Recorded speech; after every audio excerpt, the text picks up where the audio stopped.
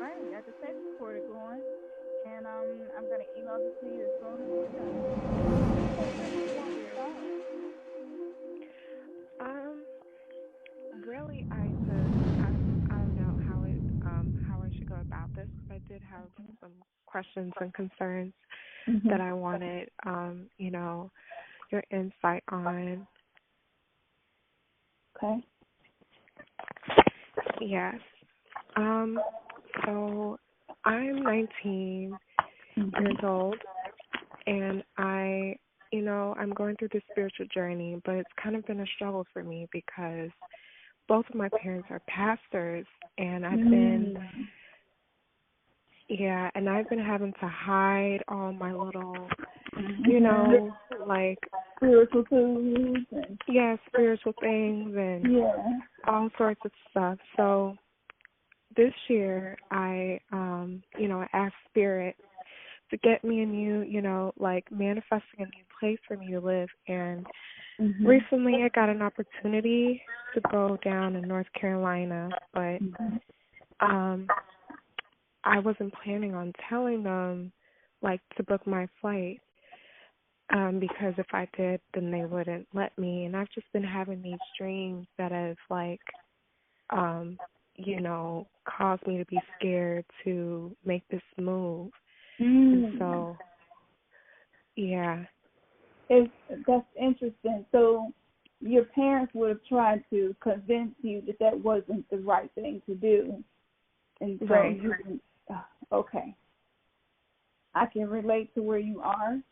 Even though I'm much older, my dad, I've always been trained. My dad was a pastor, and I totally get it. And oftentimes, this is so great that you are getting this reading because you are the kind of people that I love to do readings with because I get to tell you something that is such a big deal that maybe you didn't know, and it's going to make this journey so much better, so much smoother for you. But that is oftentimes the gifted ones, the chosen ones, the ones prophesied about. In the Bible, it says the old men will dream and have visions, and children will prophesy. Young people will prophesy. And so it was revealing that young people, starseeds, basically will have all of these different gifts, and spiritually they're going to be way more open than you guys were. And our parents don't realize that we are part of that prophecy. And so what happens is your soul chooses to incarnate into a family who was below the veil of consciousness, probably will not make it to the level of awareness that you are in this lifetime. They may have to reincarnate again. The whole purpose in us coming here is to learn the truth and to learn our highest truth and live that highest truth. That is why souls come to earth. So when souls don't evolve spiritually, most of the time, from what I know thus far, they have to come and do it again.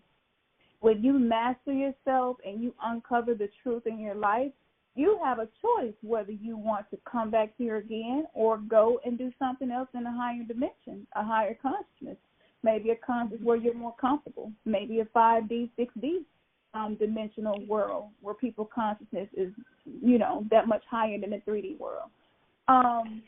And also what happens is you're kind of the protection for the family from the things that's occurring in the world that they don't know how to protect themselves from, because maybe all that they ever was taught was something from one of the monotheistic religions, or praying to Jesus or praying to Allah, or, they don't know anything else. And so it does limit their protection. Now, just from what you expressed to me, the other side of this coin is that they sense that, but because they're in an upside-down world and they're unable to feel resonance of when something is true and when something is a lie, everything is turned upside down. So they think that they are protecting you. Right. From the scary world.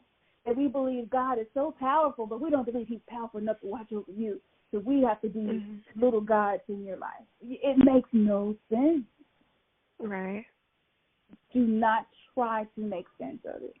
Insanity cannot ever be made sense of. It will drive you insane trying to make sense of insanity. So you leave that there where it is, and you continue to do what you've been doing. Obviously, you are being led by your ancestors who were awakened and who did practice ancient spiritual practices because they had guided you to get a reading with me. And I am not the easiest person to find. I don't run a lot of ads. I don't have real big Instagram, Facebooks, and, so when people find me, it is a very divine appointment that you were directed to me. Right. That is such a great thing. So, right. And as far as them not wanting to let you go, to be honest with you, you coming into a place where they will not be able to control anything that you do. And I know that you have been setting yourself up to be able to be independent, maybe not even need their insurance. Maybe you're going to look and try to find your own insurance. Maybe you've been wanting to look around and find a place or find a job where you could travel, a job out of town. Like, these measures that you're taking is because your soul is ready to have a separate experience from your parents, but your parents aren't ready to let you go. But they cannot stop you. Yeah. They do not know who their daughter is. Spiritually speaking, you are a sacred rebel, a starseed. We have come here to change the world, to create the new heaven on earth, to be the manifestation of Christ's consciousness, where we exist in unconditional love. There is no judgment. Nobody thinks like us, like we are the divergent. Right. Right. We're all of the elements in one, and we're conscious of it, and we're going through these awakenings, and we're learning these things that our parents and grandparents, maybe they get the opportunity to learn, and now they have the opportunity, but for some reason they're refusing. They will not be able to control you, and I would like to get some guidance on what you can do to liberate yourself from the control of your parents. Would that be good for you? Yes. Thank you. Okay. Yeah. This is interesting. Ooh, you awakened. Young girl. I wish I would have awakened at 19. I was so much further along. I was hard-headed. I felt the awakening, but I just kept, resisted it. And I was just like, no. Yeah, it's definitely like a battle in your mind. It is. Going back and forth. And then you come on the internet and something reaffirms what you feel. And you're like, I knew it was something to this pandemic stuff. You just, you're like, oh my gosh, I'm tapped into something because I just have this knowing inside of me when something is not true. Yeah, it's something else. I mean, every movie, that's what it was about. It was about us. The movie, it was about us. It's like we are absolutely here to tear down the matrix, and that means destroying belief systems that do not serve humanity. We cannot be stopped. This mission is bigger than even what we can see it right now. This mission is huge. This is the mission to evolve humanity as a whole, to evolve a whole fucking planet. That is a huge mission for starseeds, for awakening souls to embark on. And so this is the journey that every great movie was about. We are the avatars. We are the ones reconnecting with nature, reconnecting with spirit and the elements and trees, and wanting to do candle magic, and just out of the blue, you don't even know where it's coming from, and you want some crystals, and it's just like you're just magnetic, and you're just attracting spiritual things to you. And, we're not trying to do it. It just organically happens. Right. Yeah, most of us didn't get here because it's like, okay, that's what I want to believe, that it didn't happen like that. So, yeah.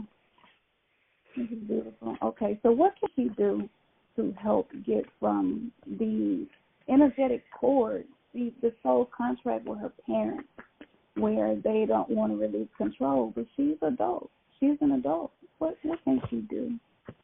Woo-wee. Red jasper, which represents healthy boundaries. I'm going to read about this crystal to you. Okay. That is very specific. That was a very clear answer, but I'm still going to read about this crystal because we may be able to learn more. It says red jasper is an ancient stone utilized in ceremonies and rituals for protection, purification, and to facilitate a deeper connection to the earth.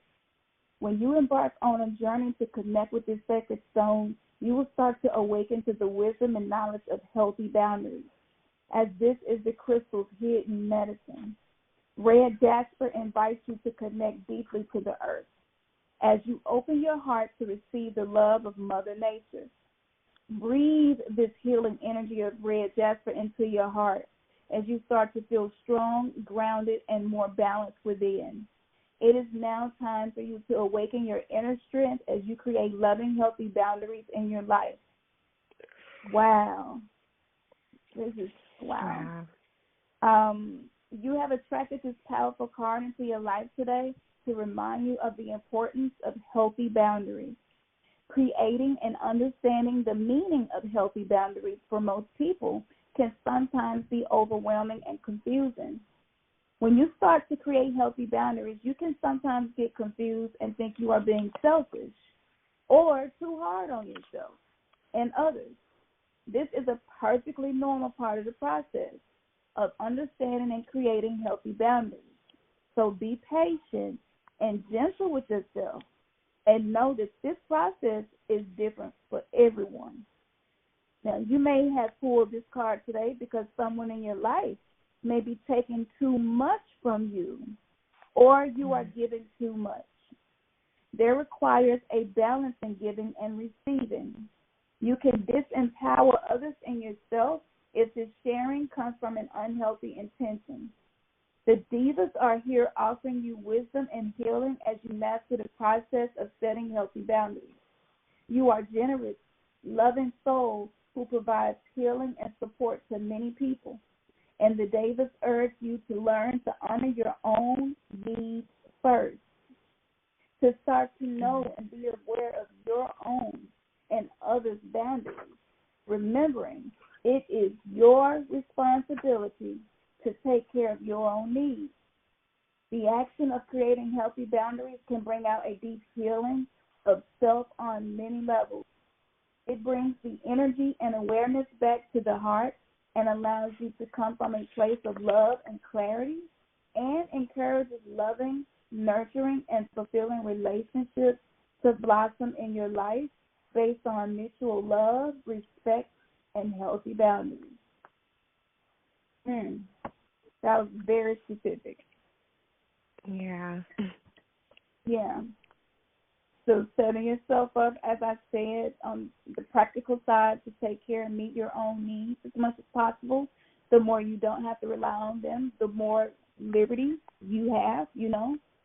They can't try to hang stuff over your head and make you feel bad. Well, if you move, we're going to take you off our insurance. Well, if you move, we're going to stop giving you money when you need it. Well, if you move, and when you feel it deep down inside, you're like, okay, that's okay. That's okay. I will figure out a way to make it work. You don't have to do those things to me anymore. I'm going to figure it out. And you have raised me well. Trust what you have taught me thus far. Simple as that.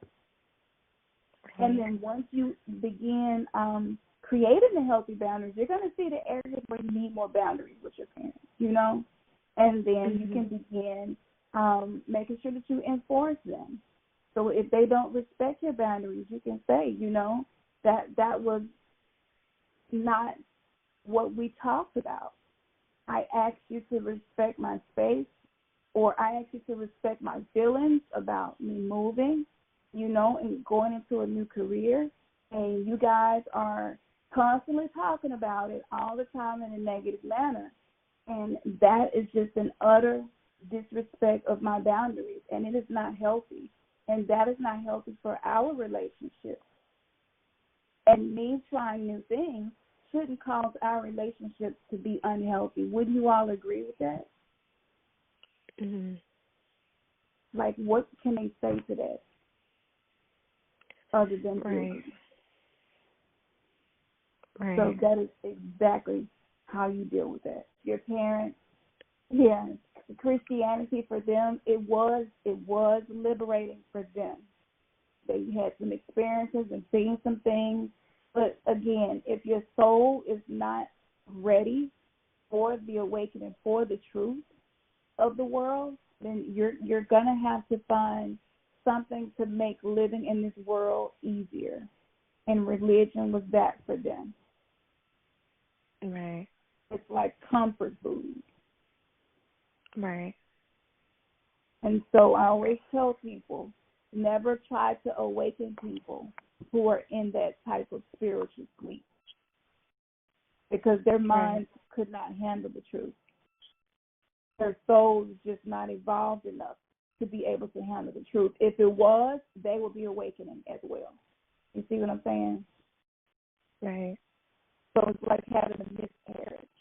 And if you pull the baby out of the mother, out of the womb, or whatever is giving them life at this current time, that's the womb, you know.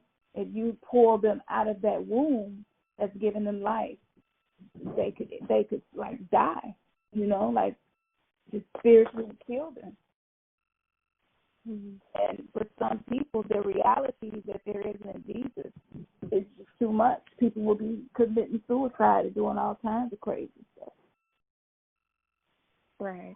Because their souls ain't been here enough to be able to handle that. Because that's not for everybody. It's a beautiful thing when you do your spiritual work in secret. Don't let the frustration of feeling like you have to hide overwhelm you, because your spiritual work is more important than anything else. It don't matter how you have to do it. It don't matter if you have to go in the bathroom at night and spend 30 minutes to an hour doing whatever it is you want to do or need to do, you know, and pretending like you're in the bathtub or something. Like, there's no shame in that. You're protecting their consciousness from things that they're not ready to understand. Right. So you should feel good about that, because true spiritual work should always be done in secret.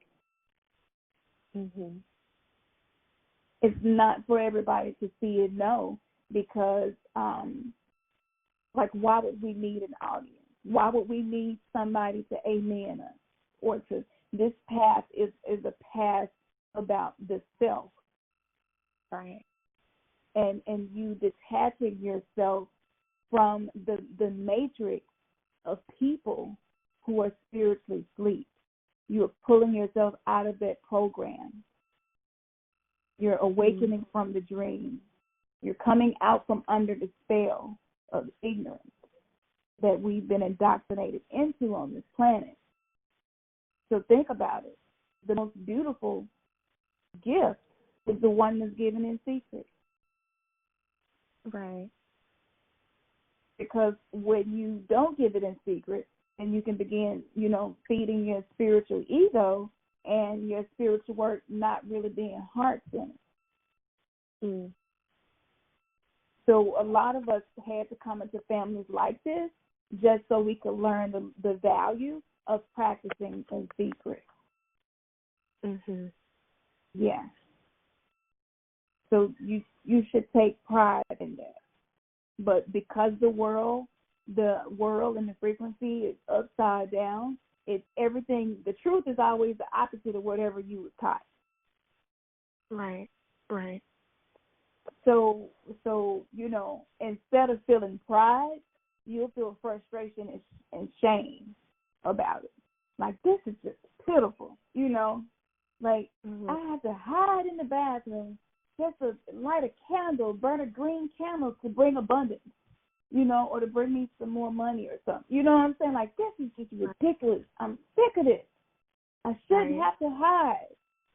But then, because everything is upside down, the truth is, this is so sacred that this was the only way that I would know that this sacred work should be done in secret, because it is sacred and it is deeply spiritual.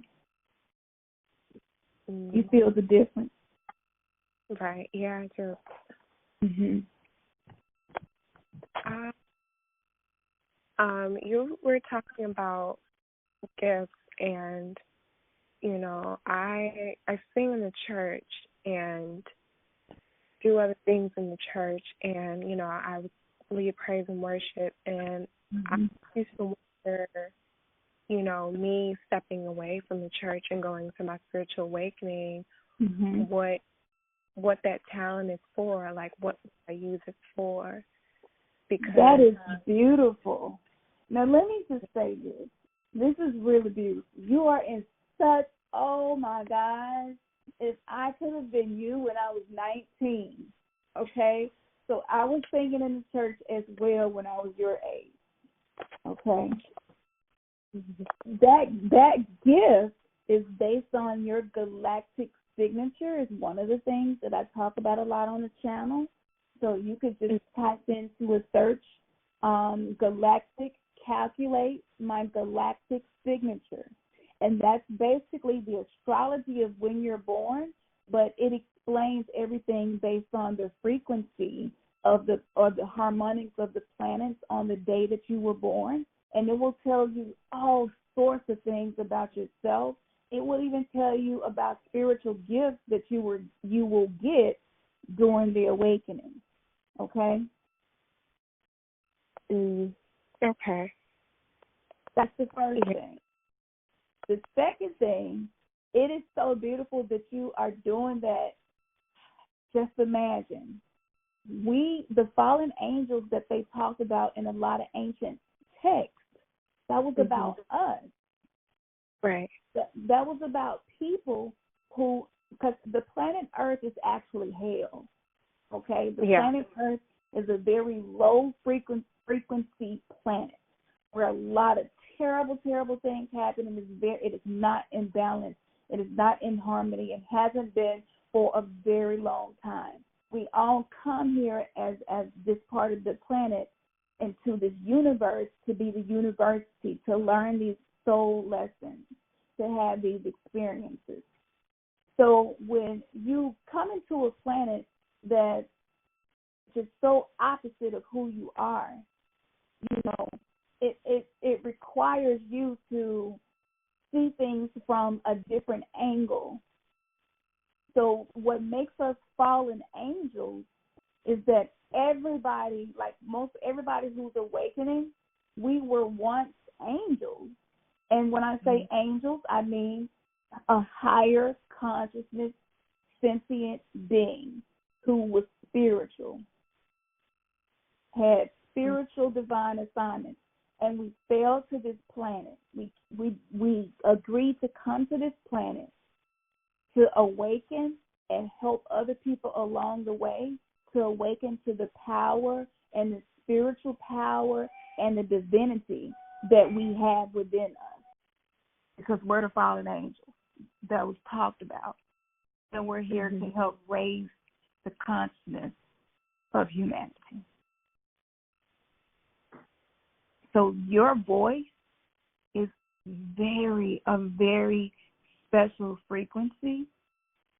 And I would even say to you, most people, and it's a certain feeling that I get when I believe that this is true, but most people like you are more like the cherubim angels whose assignment was to praise and to send out positive harmonic vibes through their voice to create peace and to create an atmosphere of love.